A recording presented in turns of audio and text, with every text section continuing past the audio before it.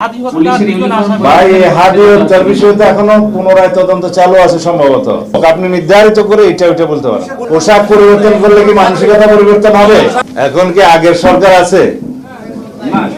এখন সেই সময় অন্যান্য সকল প্রতিষ্ঠানের মতো পুলিশের এই প্রতিষ্ঠানটি, পুলিশ বিভাগও ক্ষতিগ্রস্ত হয়েছে। সেই জায়গা থেকে আমরা ক্রমান্বয়ে আজকের এই পর্যায়ে এসেছি, জনমনে যাতে এই আস্থাটা আমরা সৃষ্টি করতে পারি যে পুলিশের যে ঐতিহাসিক ভূমিকা ছিল সেই ভূমিকায় আমরা আবার অবতীর্ণ হয়েছি এবং মানুষ যাতে মনে করে পুলিশ সত্যিকারভাবেই জনগণের বন্ধু এবং সেই হিসাবে আমরা পুলিশ ফোর্সকে পরিচালিত করব।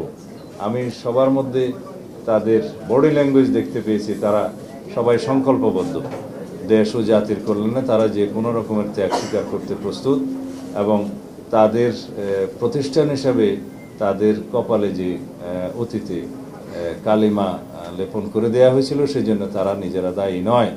একটা ফেসিবাদী রেজিমের কারণে কিছু সংখ্যক লোক সেই কর্মকাণ্ড চালিয়েছে, যার দোষটা প্রতিষ্ঠান হিসাবে এই প্রতিষ্ঠানের উপরে এসে পড়েছে।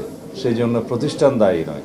প্রতিষ্ঠান এমনভাবে আমাদেরকে দাঁড় করাতে হবে যাতে প্রাতিষ্ঠানিক সিস্টেমে সবাই কাজ করে, এখানে যেন কোনো ব্যক্তিতান্ত্রিক সিস্টেম গড়ে না ওঠে।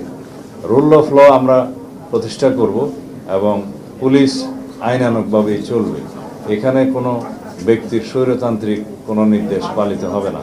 আইন যেভাবে বলে সেভাবেই যাবে এবং ঊর্ধ্বতন কর্মকর্তাগণ সেইভাবে রেসপন্সিবিলিটির সাথে, অ্যাকাউন্টেবিলিটির সাথে সেই ডিপার্টমেন্ট পরিচালিত করবে। তারা সেই সংকল্প আজকে প্রকাশ করেছে।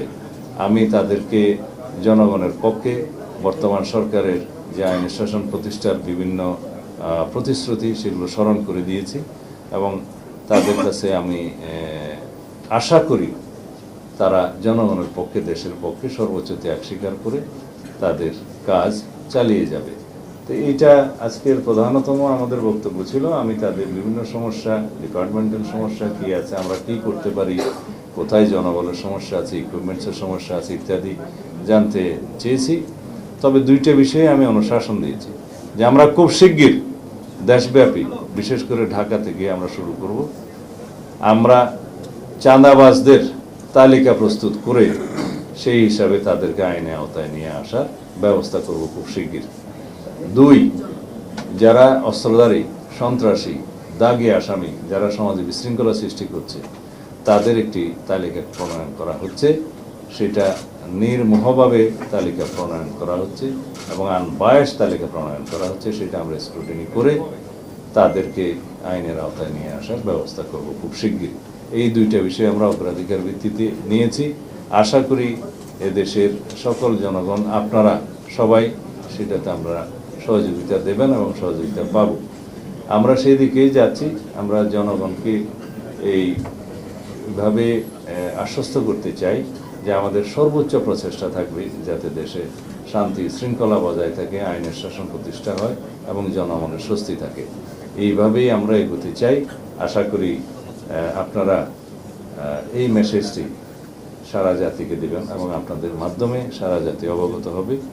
আশা করি আমরা যাতে খুব শিগগিরই আমাদের কর্মকাণ্ড পরিচালনা করতে পারি যেভাবে আমরা পরিকল্পনা করছি।